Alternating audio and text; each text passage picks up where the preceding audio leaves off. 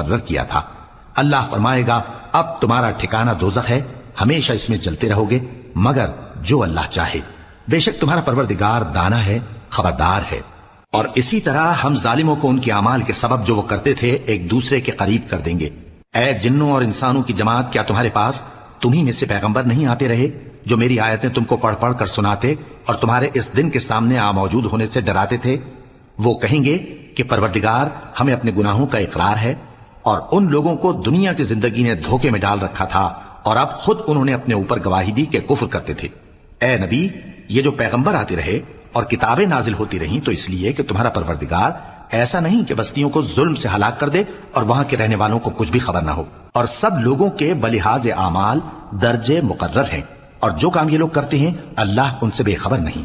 اور تمہارا پروردگار تو بے نیاز ہے، صاحب رحمت ہے، اگر چاہے تو اے بندو تمہیں نابود کر دے اور تمہارے